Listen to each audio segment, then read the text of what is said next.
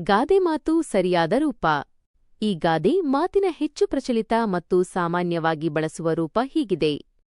ತನ್ನ ಮನೆಯಲ್ಲಿ ಹೆಗ್ಗಣ ಸತ್ತು ಬಿದ್ದರೂ ಬೇರೆ ಮನೆ ಸತ್ತ ಕೋಣದ ಕಡೆ ಕೈತೋರಿಸಿದ. ಗಾದೆ ಮಾತಿನ ಅರ್ಥ ಮತ್ತು ವಿಸ್ತರಣೆ. ಈ ಗಾದೆ ಮಾತು ಸಾಮಾನ್ಯವಾಗಿ ತಮ್ಮ ದೋಷಗಳನ್ನು ಅಥವಾ ಸಮಸ್ಯೆಗಳನ್ನು ಮುಚ್ಚಿಟ್ಟು ಬೇರೆಯವರ ತಪ್ಪುಗಳನ್ನು ಅಥವಾ ಕೊರತೆಗಳನ್ನು ದೊಡ್ಡದು ಮಾಡಿ ತೋರಿಸುವ ಜನರ ಮನೋಭಾವವನ್ನು ವಿವರಿಸುತ್ತದೆ.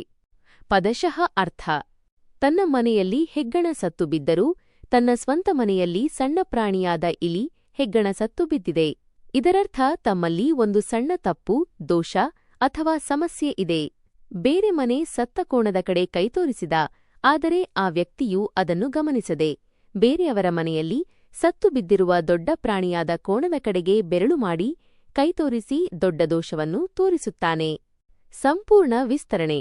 ತಾತ್ಪರ್ಯ: ಈ ಗಾದೆಯು ಹೇಳುವುದೆಂದರೆ 1. ಒಬ್ಬ ವ್ಯಕ್ತಿಯು ತನ್ನ ಸ್ವಂತ ಬದುಕಿನಲ್ಲಿ ಅಥವಾ ಕೆಲಸದಲ್ಲಿ ಸಣ್ಣಪುಟ್ಟ ಸಮಸ್ಯೆಗಳು, ನ್ಯೂನತೆಗಳು, ದೋಷಗಳು ಅಥವಾ ತಪ್ಪುಗಳನ್ನು ಮಾಡಿಕೊಂಡಿದ್ದರೂ ಅವುಗಳನ್ನು ಮುಚ್ಚಿ ಹಾಕುತ್ತಾನೆ. 2.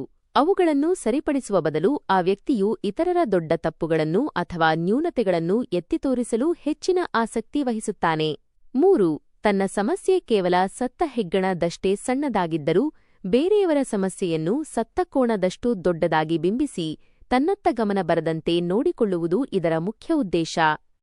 ಸರಳವಾಗಿ ಹೇಳುವುದಾದರೆ ಇದು ಬೇರೆಯವರ ಕೊರತೆಗಳಿಗೆ ಅತಿಯಾದ ಗಮನ ನೀಡುವುದು, ಆದರೆ ತಮ್ಮದೇ ಆದ ಕೊರತೆಗಳನ್ನು ನಿರ್ಲಕ್ಷಿಸುವುದು ಎಂಬ ನಡವಳಿಕೆಯನ್ನು ಟೀಕಿಸುತ್ತದೆ.